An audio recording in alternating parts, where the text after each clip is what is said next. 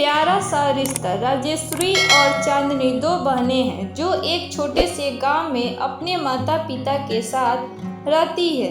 राजेश्वरी जो बड़ी बहन है एक समझदार और जिम्मेदार लड़की है, जबकि चांदनी जो छोटी है चंचल और उत्साही स्वभाव की है। दोनों बहनों के बीच हमेशा छोटी मोटी नोकझोंक होती रहती है, लेकिन उनके दिल में एक दूसरे के लिए बहुत प्यार है। एक सुबह राजेश्वरी और चांदनी घर के आंगन में खेल रही थी। अचानक चांदनी ने राजेश्वरी की पसंदीदा गुड़िया ले ली और उसे अपनी तस्करी के लिए इस्तेमाल करने लगी। राजेश्वरी ने चांदनी से गुड़िया वापस मांगी, लेकिन चांदनी ने उसे नहीं दिया। तुम हमेशा अपनी ही चलाती हो चांदनी, राजेश्वरी ने गुस्से में कहा। तुम भी तो कभी कुछ नहीं मानती हो, चांदनी ने जवाब दिया और गुड़िया को छुपा दी। राजेश्वरी ने गुड़िया पाने के लिए चांदनी से झगड़ा शुरू किया। झगड़ा इतना बढ़ गया कि दोनों ने एक दूसरे को नीचा दिखाने की कोशिश की। राजेश्वरी ने चांदनी की किताबें फेंक दी और चांदनी ने राजेश्वरी की पसंदीदा चॉकलेट चुराकर खा ली। माता पिता ने देखा कि झगड़ा बढ़ता जा रहा है, तो उन्होंने सोचा कि इसे सुलझाने के लिए कुछ करना पड़ेगा। माँ ने दोनों बहनों को बुलाया और कहा, हमारे परिवार में प्यार और समझदारी सबसे महत्वपूर्ण है।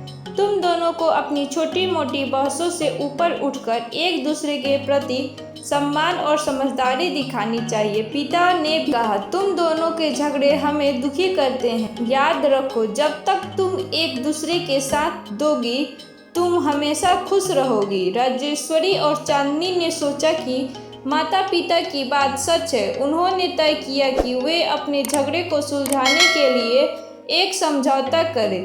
चांदनी ने राजेश्वरी की गुड़िया वापस कर दी और राजेश्वरी ने चांदनी के साथ खेलना शुरू कर दिया। धीरे धीरे दोनों ने एक दूसरे की पसंद नापसंद को समझना शुरू किया और उनके झगड़े कम होने लगे। समय के साथ राजेश्वरी और चांदनी ने अपना रिश्ता और भी मजबूत किया और हर छोटी सी बात पर झगड़ने की बजाय एक दूसरे का समर्थन करने लगे। अब जब भी छोटी मोटी बहस होती वे माता पिता की बातों को याद करते और समझदारी से काम लेते। उनकी एकता और प्रेम ने पूरे परिवार को खुशी दी। समय बीतता गया, राजेश्वरी और चांदनी दोनों बड़ी हो गई और उन दोनों की शादी हो गई। दोनों अपनी अपनी जिंदगी में खुश थे। कुछ दिन बाद राजेश्वरी की एक बेटी स्नेहा और चांदनी के एक बेटे आरव का जन्म हुआ। दोनों बहनों के बच्चे अब एक दूसरे के बहुत अच्छे दोस्त थे। स्नेहा और आरव की पहली मुलाकात एक गर्मी छुट्टी पर हुई। राजेश्वरी और चांदनी ने सोचा कि बच्चों को साथ लाकर उन्हें एक दूसरे से मिलवाना अच्छा रहेगा। स्नेहा और आरव की पहली मुलाकात में दोनों थोड़े संकोच में थे, लेकिन जल्द ही उनकी झिझक दूर हो गई। स्नेहा ने अपने खिलौनों की पिटारी खोली और आरव को उन्हें दिखाया। आरव ने भी अपनी नई किताबें स्नेहा को दिखाई।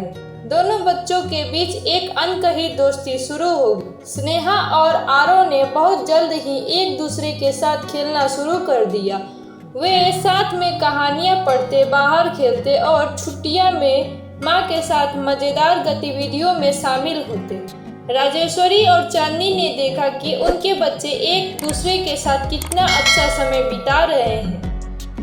एक दिन स्नेहा और आरव ने मिलकर अपने पुराने खिलौनों से एक किला का निर्माण किया।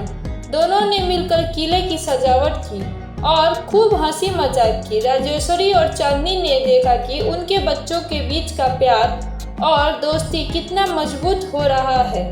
जैसे जैसे स्नेहा और आरव बड़े हुए, कभी कभी उनके बीच भी छोटी मोटी झगड़े होने लगे। एक बार स्नेहा और आरव के बीच एक खिलौने को लेकर विवाद हो गया।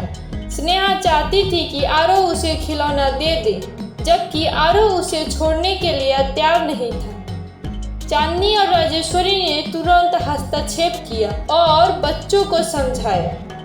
उन्होंने बताया कि झगड़े हर रिश्ते में होते, लेकिन उन्हें सही तरीके से सुलझाना जरूरी है। उन्होंने स्नेहा और आरव को यह सिखाया कि समझौते और संवाद से ही समस्याएं हल होती है।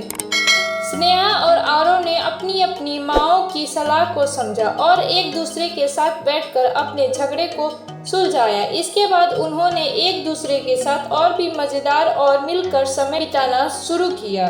उन्होंने अपने झगड़ों से सीखा कि प्यार और समझदारी से रिश्ते को और भी मजबूत बनाया जा सकता है। जैसे जैसे स्नेहा और आरव बड़े होते गए, उनका रिश्ता और भी मजबूत होता गया। उन्होंने एक दूसरे के साथ स्कूल की गतिविधियों में भाग लिया, एक दूसरे के घर पर जाकर समय बिताया और कभी कभी एक दूसरे की मदद की। राजेश्वरी और चांदनी ने देखा कि उनके बच्चों के रिश्ते में वही प्यार और समझदारी है जो कभी उनके बीच था। उन्होंने खुशी महसूस किया कि समय की धारा में बदलाव आता गया और स्नेहा आरव बड़े हो गए। उनके परिवार ने उनके लिए शादी के बारे में सोचना शुरू किया। दोनों ने अपने अपने करियर में सफलता प्राप्त की और अब विवाह के बंधन में बंधने के लिए तैयार थे। राजेश्वरी और चांदनी ने तय किया कि उनकी शादी भव्य और शानदार हो, ताकि उनके रिश्ते की मिठास और प्यार को भी दर्शाया जा सके। दोनों परिवार ने विवाह की तैयारियों में लगकर हर छोटे बड़े पहलू को सहेजने का निर्णय लिया। शादी की तैयारियां धूमधाम से चल रही थी। दूल्हा और दुल्हन की खुशियां छिपाई नहीं छिप रही थी, परंतु इस दौरान एक अप्रत्याशित समस्या सामने आई। कुछ रिश्तेदार अचानक शादी में आने का फैसला किया, लेकिन उनके साथ कुछ विवाद भी जुड़े हुए थे। उनके आने से कुछ परिवार वाले चिंतित थे, क्योंकि उनकी उपस्थिति से शादी का माहौल प्रभावित हो सकता था।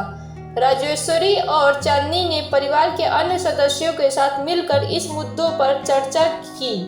कुछ सदस्य चिंतित थे कि कठिनाइयों की उपस्थिति से शादी का आनंद कम हो सकता है, जबकि कुछ ने कहा कि उन्हें आने का मौका देना चाहिए, क्योंकि वे पुराने रिश्तेदार हैं और उनकी उपस्थिति से रिश्ते में मिठास आ सकती है। उन्होंने कठिनाइयों को आमंत्रित किया और उन्हें शादी के कार्यक्रम के बारे में पूरी जानकारी दी, ताकि कोई भी आपत्ति न हो। शादी का दिन आया और कठिनाइयां शादी समारोह में शामिल हुए। शुरुआत में उनके आने से कुछ सहजता महसूस की गई, लेकिन जैसे जैसे समय बीतता गया, कठिनाइयां ने अपनी शालीनता और विनम्रता से सभी का दिल जीत लिया।